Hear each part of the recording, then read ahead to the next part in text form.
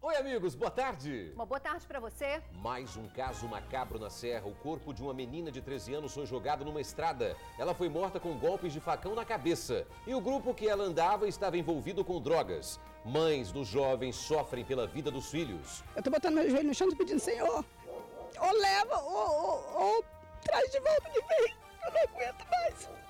Ainda na Serra, um adolescente foi esquartejado. O assassino, confesso, jogou partes do corpo em sacos de ração de cachorro. Filas, ônibus lotados e falta de respeito. O TN mostra a rotina nos terminais de ônibus do sistema Transcol. Os casos de abuso dentro e fora dos coletivos deixam passageiros indignados. Preso suspeito de pedofilia. Ele usava as redes sociais para pedir fotos de crianças e adolescentes. Em troca, teria oferecido recarga de celular. Bandidos fazem 25 pessoas reféns durante assalto a Banesfácio. Saúde pra você. Dr. João conversa com o Glauber. Ele segue na contramão. Diferente da maioria, o Glauber quer engordar. Pessoal, a gente tá aqui na casa do Glauber porque ele chamou o Dr. João porque não consegue engordar, né, Glauber? Exatamente, não consigo engordar. O que ele tem que fazer para engordar, Dr. João? Viu a polícia e deu linha. Foi a senha para perseguição. O menor estava com drogas. Mercado de trabalho, há vagas para motoristas de caminhão, de carreta e operador de trator agrícola. E o TN conta a história de José de Anchieta. O padre que pregou o amor, catequizou índios e virou santo. Tribuna Notícias, primeira edição, nós voltamos. Rapidinho, Ingrid. Até já, amigos. –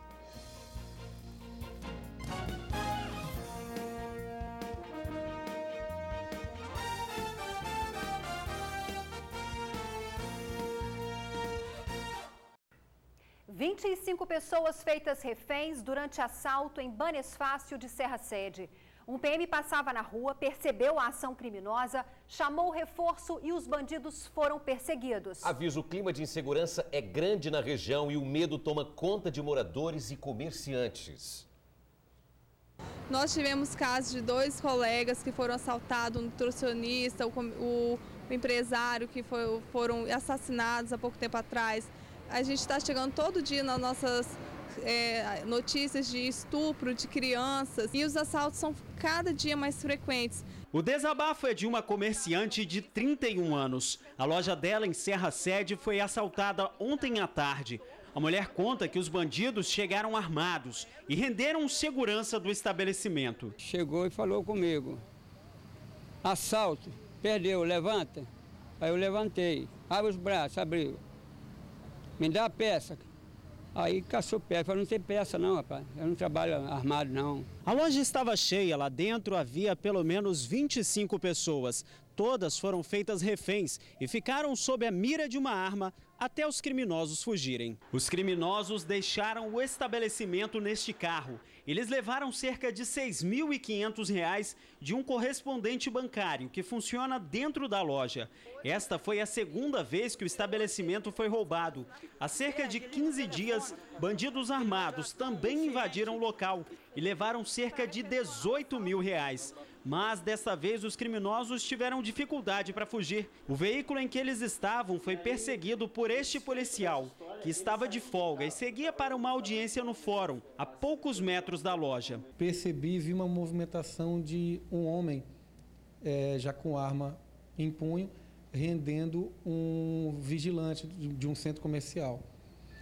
Quando eu ia render esse rapaz que portava uma arma, eu visualizei o segundo suspeito já com uma pistola na mão e aparentemente uma touca ninja descendo pelo seu rosto. Segundo o policial, os bandidos foram perseguidos de Serra Sede até o bairro Campinho 1, mas acabaram sendo surpreendidos pelos militares durante um cerco. Segundo a polícia, Cidenilson Santos Vieira, de 33 anos, era quem dirigia o carro. Fui abordado, me abordaram, mas eu saí. Quando eles viram que estava sendo seguido, fiz uma rota, parei em frente a um beco, eles desceram do carro e saíram. As viaturas estavam, eu não me dificultei em nada. Saí do carro e falei, doutor, fui vítima aqui também, entendeu? Aí ele, beleza, aí pegou e olhou no meu carro, viu que eu estava com alvará? Ah, tá de alvará? Então você vai pagar por isso aí também. Ele é tão teatral que até eu, se não tivesse visto a situação, eu também acreditaria nele. Só que eu acompanhei toda a situação. Os dois, após assaltarem o Banesfácio, foram caminhando em direção ao carro dele, guardaram as armas na cintura, não o renderam. Ele que abriu a porta do carona para um dos comparsas entrar no carro e andou tranquilamente, ou seja, ele já aguardava na outra esquina com o carro ligado, não tinha trânsito, não tinha nada, ele estava apenas posicionado, aguardando os seus comparsas. Eu venho, através de toda a população, pedir socorro, que a gente precisa de socorro, a gente precisa de ajuda nesse momento para enfrentar tanta violência que tem, assim, deixado nossos corações aflitos, a gente está com medo de sair de casa. Os bandidos precisam de uma lição e as pessoas de bem precisam ter garantidos o direito de ir e vir. O nosso obrigado ao PM, que ajudou a levar ao menos um assaltante para a cadeia, e o nosso pedido para que a polícia se empenhe para tirar das ruas os outros marginais. Olha, o capitão Maurício pede que a comunidade participe das reuniões com a Polícia Militar para discutir o policiamento na região. A comunidade de Putiri, na Serra, está em choque, amigos. Uma adolescente de 13 anos foi assassinada e os acusados são jovens que cresceram junto com ela. As mães sofrem ao mesmo tempo, viram os filhos se envolverem com as drogas e o mundo do crime. E agora, esse fim trágico. No canto da estrada, na pequena comunidade de Putiri, na Serra, o corpo de uma adolescente de 13 anos, usuária de drogas. Evelyn dos Santos Souza morreu após ser atingida por um golpe de facão na cabeça. A mãe da vítima, aos prantos, contou que recebeu a notícia da morte hoje pela manhã. 5 horas da manhã que eu saí de casa para ir atrás dela, para ver se ela estava dormindo na casa de alguém. Cheguei aqui e encontrei ela ali, caída ali, bêbada. E o colega dela ontem de noite, eles tentaram matar ele também, mas machucou só o braço dele, está internado. Dona Dulcineia havia dado inúmeros conselhos para a filha largar as drogas. Muito. Todo mundo aqui estava aconselhando ela. Antes do assassinato da adolescente acontecer, um outro crime que tem ligação foi registrado aqui na Praça do Bairro e por pouco também não terminou em morte. Evelyn e um amigo bebiam e conversavam quando foram surpreendidos por 2 rapazes armados com facão. A adolescente conseguiu correr, mas o amigo ficou para trás e acabou atingido no braço. Evelyn foi alcançada pelos criminosos e acabou morta. Não se sabe se foi ontem ou hoje. Já o amigo Maicon Correia de Jesus, de 18 anos, foi socorrido para o hospital com um corte profundo. A mãe dele disse que já esperava o pior. Maicon também tem envolvimento com o tráfico de drogas, além de já ter cometido roubos na região. Ele vira e mexe, ele some, desaparece, vai para os morros, fica devendo, volta. Eu não pago droga dele, eu faço ele pagar, ele trabalha, paga. E assim vai vivendo desde 14 anos que eu estou nessa vida. Eu pensei que ia ser pior. Eu pensei que quando meu telefone tocasse de madrugada, era que meu filho estava morto. A senhora acha que vai servir de lição para ele? Tomara, mas eu não acredito, porque na droga nada é lição. O facão usado nos crimes foi esse, encontrado com um adolescente de 17 anos. A polícia, ele confessou que matou a vítima com a ajuda do irmão Cremilson Lopes de Souza, de 19 anos, que logo após fugiu. A mãe deles lamentou o ocorrido. Tô acabado por dentro. Entrego na mão de Deus, Deus que resolva por mim. Na pequena comunidade de Putiri, que fica na zona rural do município da Serra, a história chocou os moradores. Ainda mais pelo fato de que todos os envolvidos um dia já foram amigos. Eles cresceram e brincaram juntos. E no meio disso tudo, mães que lamentam perder os filhos para o mundo do crime. Eu só quero que pegue a ex e a polícia prende para nunca mais soltar. Gente, Maico está cavando a cova dele e eu estou tampando.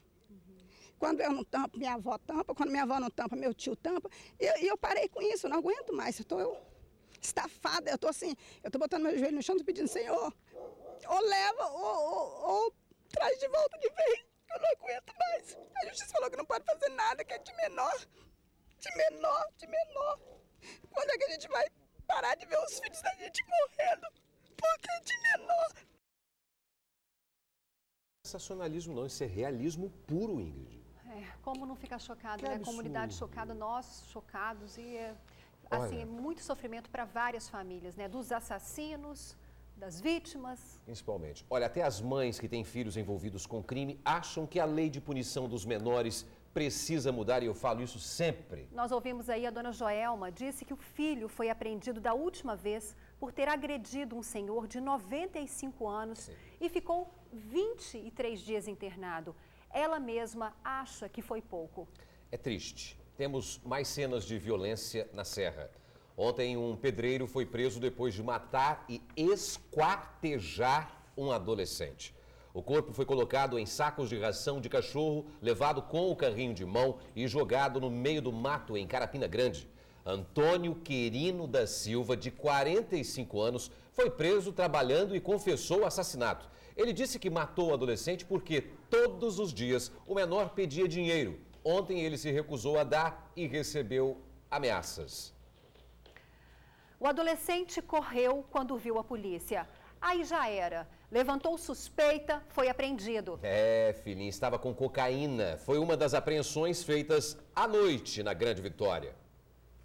Adeilton dos Santos da Vitória, de 21 anos, foi levado para o DPJ da capital. Segundo a polícia, ele estava com um papelote de droga e correu ao ver a viatura. O jovem estava com outros 5 rapazes em frente a uma casa no bairro Inhanguetá, em Vitória. No momento da abordagem, eles empreenderam fuga e na fuga jogaram uma sacola dentro de uma residência abandonada, desabitada.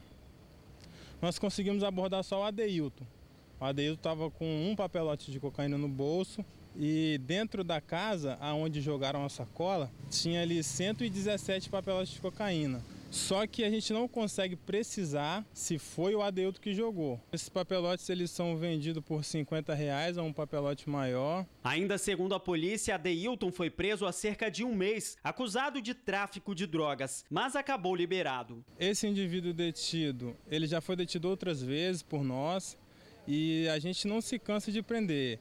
Se a justiça soltar, a polícia militar vai estar lá mais uma vez para desempenhar o nosso papel de prender esses indivíduos que traficam drogas no local. Aqui em Vila Velha, a polícia também apreendeu drogas e armas. Foi em uma casa no bairro 1º de Maio. Os militares do GAO encontraram mais de 300 papelotes de cocaína, um pedaço de crack que pesa cerca de 300 gramas, além desses 2 revólveres com bastante munição. Tudo estava escondido no telhado da residência. A polícia encontrou as drogas e as armas após denúncias anônimas, mas nenhum suspeito foi preso. Deixar essa violência de lado, falar de doce. Que tal ganhar esse presente? Aqui é ruim, esse é meu. Gigante. Não é seu. Esse ovo de Páscoa da Le Chocolatier. Para concorrer, assista o TN. Anote quantas vezes o selo da Páscoa apareceu no programa, corra lá no nosso site e mande a resposta correta. O endereço tá aí, ó, aparecendo na sua telinha. Olha, vale lembrar que o selo que mostramos agora não está valendo. Mostra ele de novo aí, pode mostrar o selo de novo? É esse aqui que ele não está valendo não, tá? Mas daqui a pouco ele vai aparecer. Ontem foi assim, né? Você viu. O sorteio será no dia 15 de abril. Lembrando que o Ronda e os outros programas da TV Tribuna, SBT, também participam dessa promoção.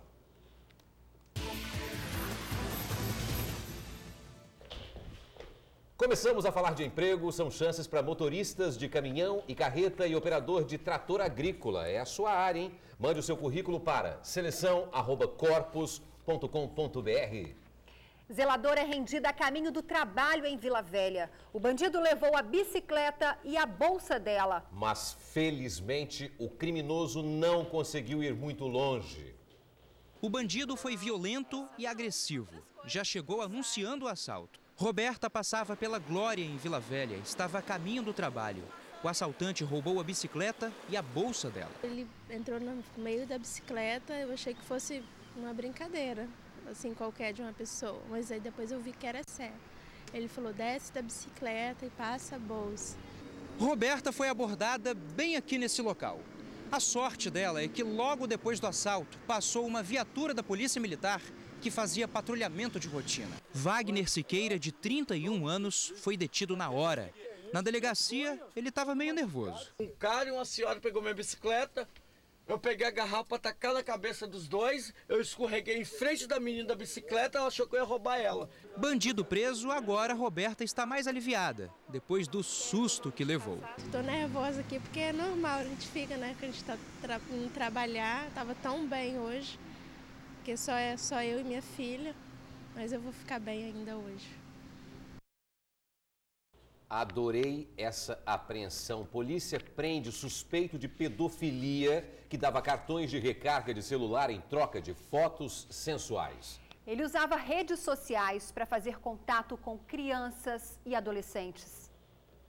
A polícia o chama de doente, um obcecado por pornografia. Aqui na delegacia, Lúcio Flávio Martins Cardoso tem vergonha e esconde a identidade. Mas nas páginas virtuais, não. Com 3 perfis falsos no Facebook, o criminoso pedia fotos sensuais das vítimas. Oferecia recarga de celular em troca das imagens. Ele utilizava de uma linguagem muito infantil e também oferecendo recarga de celular no valores de 20 a 25 reais para que essas meninas, essas adolescentes, pudessem mostrar as partes íntimas, tirar a roupa ou posições sensuais a qual ele se satisfazia. A mesa da sala de investigação ficou repleta de reproduções das conversas que esse homem casado de 47 anos tinha com as adolescentes. Conversas sujas, linguagem obscena. O alvo principal dele era jovens entre 12 e 17 anos. São crimes que ele vem praticando desde 2012.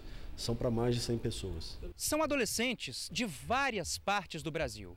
Nordeste, Amazonas, São Paulo e Espírito Santo também. O criminoso tinha mais de 700 contatos no site de relacionamentos e mais de 1.100 páginas só de mensagens. Segundo a polícia, Lúcio ficava o dia inteiro no computador. No depoimento, disse que nunca teve contato pessoal com uma das vítimas. Ele foi detido na casa dele, em Vila Velha. Esse tipo de criminoso, ele utiliza muito tempo no computador diário. Ele fica até 8 horas procurando as suas vítimas. Então nós pedimos, orientamos para que os pais diariamente acessem a conta dos seus filhos e também eduquem, orientem seus filhos para qualquer imagem ou qualquer diálogo diferente do que está acostumado, chame a família, chame o pai ou a mãe para que eles possam fazer a sua denúncia na delegacia. Reforçando o que disse o delegado, atenção pais, sejam sempre cuidadosos com os filhos nas redes sociais. E para fazer denúncias, ligue 181. Abuso sexual dentro dos coletivos, sexo nos banheiros dos terminais. Quem anda de ônibus está sujeito a situações como estas. No caso mais recente, um adolescente de 15 anos e um homem de 32 foram flagrados no banheiro do terminal de São Torquato. As viagens de ônibus durante os horários de pico, pela manhã e no final da tarde, são sempre complicadas. É maior empurra-purra dentro do ônibus, as pessoas, todo mundo com pressa. E fora que todo mundo fica ralando um no outro, é horrível. Nesses períodos, um ônibus convencional superlotado leva cerca de 100 pessoas. Dessas, 60 vão em pé. O que os passageiros não sabem é que a Associação Brasileira de Normas Técnicas prevê que o número não deve ultrapassar 6 pessoas por metro quadrado, ou seja, no máximo 40 pessoas deveriam ir em pé. Com a falta de espaço, alguns homens se aproveitam da situação para abusar de mulheres, como foi flagrado neste vídeo, no dia 19 do mês passado. O rapaz chega a colocar o órgão genital para fora da calça na linha 591. É uma falta de respeito muito grande, né? Sem contar que essas pessoas que fazem isso, tem que pensar, com certeza tem filho, tem irmã, tem mãe. Já passou por uma situação dessa? Não, nunca, graças a Deus, nem quero passar. E se você visse uma situação dessa, o que acontece? Não ia ser comigo, então eu ficaria na minha, mas é uma falta de respeito, com certeza. Além dos abusos dentro dos coletivos, os terminais também são cenário de atos contra o moral. Ontem, aqui no terminal de São Torquato, os seguranças flagraram um rapaz de 15 anos fazendo sexo oral com um homem de 32 dentro do banheiro. O caso repercutiu em redes sociais na internet. Essa é a foto do momento em que os seguranças agiram. Pessoas se juntaram no local e ficaram indignadas. Nossa, pouco vergonha. Já é o fim do mundo, já depois de pouco vergonha. E dentro do ônibus, quando o coletivo está lotado, o que a senhora acha desses homens que acabam se aproveitando da situação para poder, abusar de mulheres? Falta de respeito enorme, né? Falta de respeito e falta de justiça, né? Com uma média de mais de 5.000 passageiros em dias úteis, a frota atual das principais linhas do sistema Transcol excedem a capacidade máxima. Em entrevista ao jornal A Tribuna, o diretor-presidente da Ceturb, Léo Cruz, diz que a decisão sobre mais pessoas ou não no veículo lotado é sempre do passageiro. Tem que haver um investimento melhor do governo, parte do governo, na segurança, na educação, né? Para poder incentivar a denúncia desses casos. Total falta de respeito. Agora, por quê? Como é que nós vamos ficar nessa situação? Vai continuar? Até quando? Um dia isso muda. Olha, ele entrava no ônibus, anunciava o assalto, acompanhava a jovem quando ela saía do coletivo e depois tocava as partes íntimas dela. O crime foi cometido exatamente dessa forma 2 vezes, sempre na Serra. Agora o suspeito está de volta à cadeia.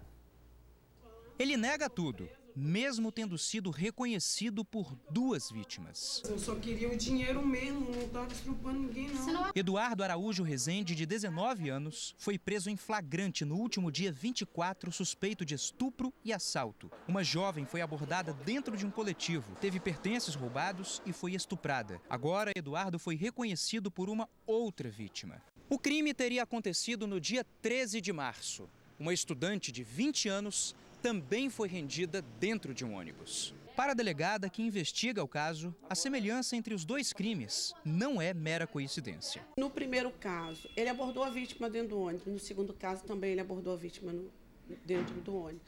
No primeiro caso, ele desceu junto com a vítima, no segundo também. Ele anunciou um assalto no primeiro caso, no segundo também. Ele imprensou a primeira vítima, né? E, na realidade, ocorreu o estupro, porque ele tocou nas partes íntimas dela. E na segunda e no segundo caso, quando ele foi autuado, ele também tocou. A segunda vítima viu a foto do Eduardo preso pela primeira vez e o reconheceu. No Ronda Geral, mais detalhes desse caso. E hoje a gente vai conhecer um amigo do TN, é o Glauber. Doutor João foi à casa do Glauber porque ele tem uma dúvida. O que fazer para engordar? Tomar ou não suplementos? A gente está aqui em Soteco, Vila Velha. O Glauber já está abrindo o portão da casa dele. Tudo bom, Glauber? Tudo Prazer. Bem, prazer. Doutor João, conta aí por que você chamou a gente. Eu quero dizer que eu como bastante e não engordo. Vamos entrar lá pra gente conversar melhor? Vamos lá? Vamos. Quero saber se tem possibilidade de eu tomar algum anabolizante, o que eu tenho que fazer.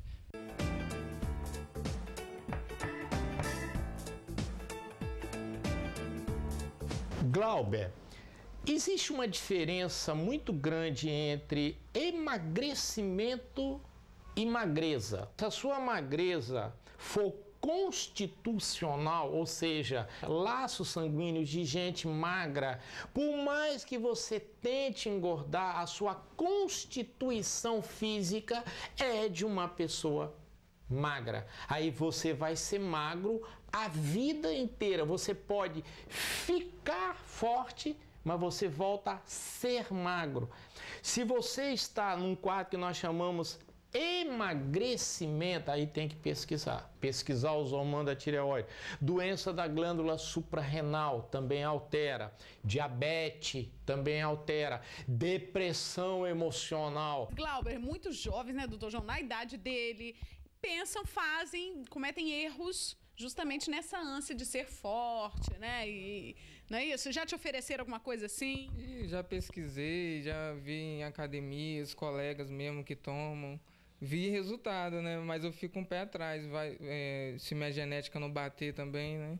É bom pesquisar. Cuidado em você usar hormônio chamado anabolizantes para ganhar massa muscular. Porque aí você vai ganhar massa muscular, Glauber, de uma maneira artificial. Além dos efeitos colaterais extremamente nocivos dos anabolizantes, você também vai ficar forte. Quando você parar, você vai murchar de novo. Eu recomendaria o seguinte: exames para saber se está tudo bem. O que tiver errado, você conserta. Não me interessa ver você fortão e sem saúde. Não tem saúde. Não é verdade? É verdade. Tá bom, meu irmão? Tudo bem. Tá?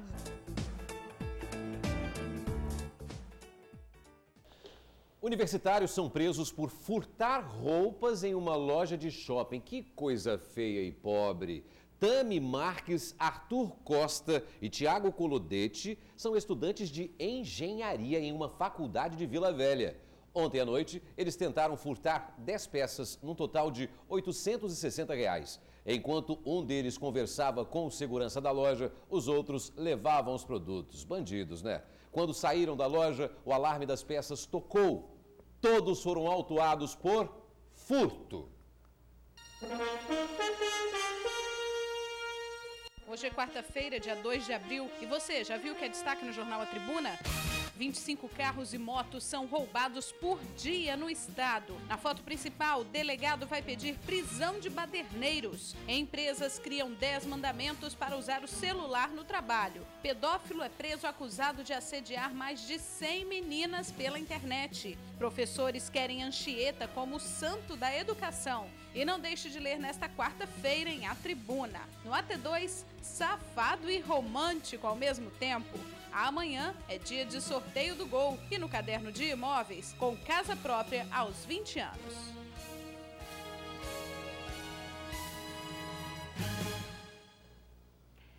O estado capixaba foi o lugar escolhido por um homem santo para passar os últimos anos de vida.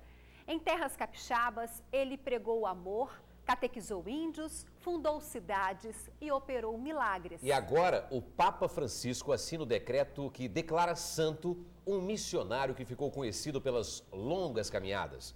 Veja na reportagem de Felipe Chicarino e Bruno Passos.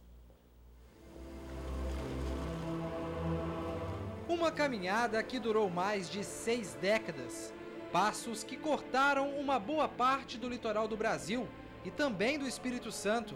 Pegadas deixadas por um homem corajoso, missionário, pioneiro, um homem de fé que pregava o amor. Ele foi um dos principais personagens de um Brasil que começava a se formar. Ajudou na fundação de cidades, defendeu os índios dos colonizadores portugueses. Foi o principal responsável pela aproximação entre os índios e a Igreja Católica. Padre José de Anchieta, conhecido também como o Apóstolo do Brasil, recebe a honra dos altares. 417 anos após a sua morte, ele é o terceiro santo brasileiro. Para sua beatificação foram necessários quase 400 anos. Anchieta foi declarado beato pelo então Papa João Paulo II em 1980. A canonização poderia ter demorado ainda mais, mas uma ajudinha brasileira pôs fim à longa espera. Nós tivemos uma audiência particular com o Papa Francisco e nesta audiência, é claro, manifestei, em nome da presidência e da Conferência dos Bispos, o desejo de que o Beato José de Anchieta fosse canonizado. Uma santificação que esbarrou na burocracia. Primeiramente, logo que se iniciou o processo de canonização, o pedido foi feito, formulado, e o Papa lançou mão do decreto dizendo, olha, todo o processo de canonização vai se dar a partir de 50 anos após a morte das pessoas que estão pleiteando. Depois houve um tempo também bastante considerável, que foi o tempo da supressão da Companhia de Jesus, a ordem religiosa que o padre José de Anchieta pertence. Então, esse lapso de tempo não também caminhou o processo de canonização dele. O processo conta com mais de 5.000 histórias de milagres. Por aqui, curou índios e crianças. E alguns milagres foram motivos de dúvida para o Vaticano. Dizia-se, por exemplo, que as feras, as cobras peçonhentas perdiam a peçonha quando ele passava, as feras obedeciam. Então, essas coisas dele falar com os animais, que ele levitava, dizem que ele foi ao convento de Pedro Palácio, que era mais ou menos contemporâneo dele, que ele, na missa, ele levitou, né?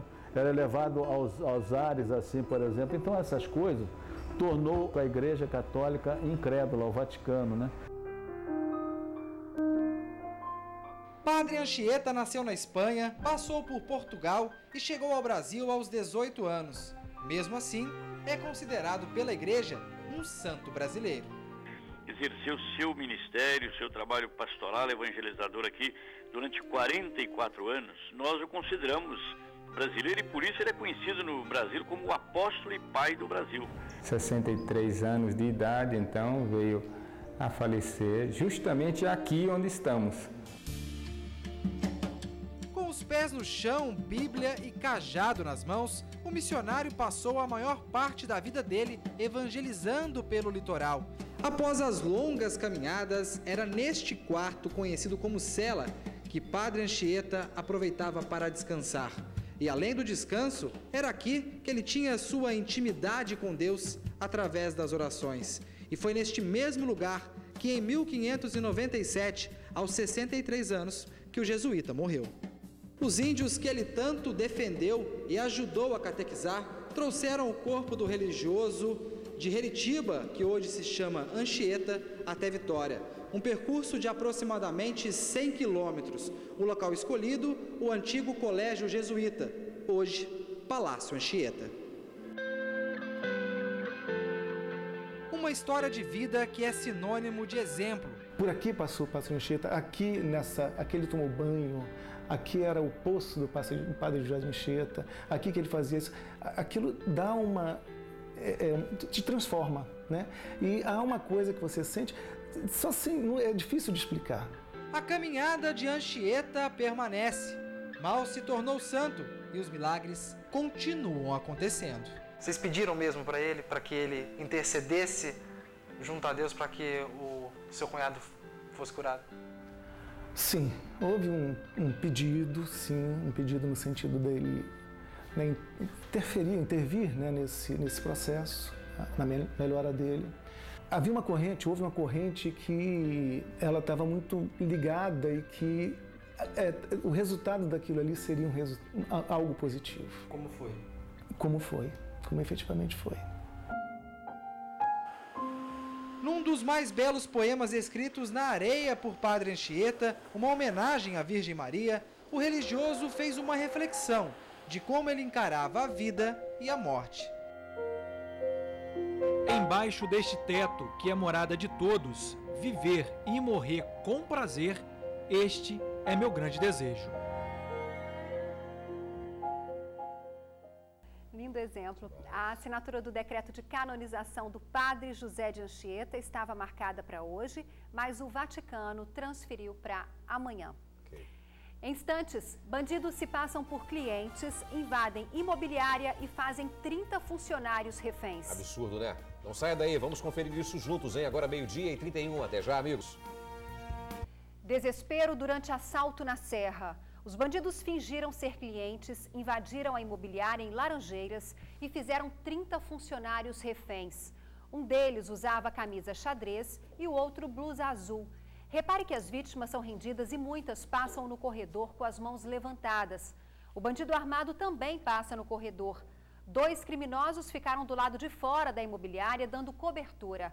Os assaltantes fugiram levando 50 celulares, R$11 mil em dinheiro, joias e 2 carros de corretores. Que raiva que me dá um negócio desse. E uma última notícia, hein? Tensão no final da manhã em Vila Velha. Traficantes ligaram para as escolas no bairro Ilha da Conceição e determinaram toque de recolher. Pais e alunos se apressaram para ir embora. O motivo do toque de recolher seria o assassinato de um traficante que aconteceu ontem à noite. -1. Obrigado a todos pela audiência e até amanhã, amigos. Tchau.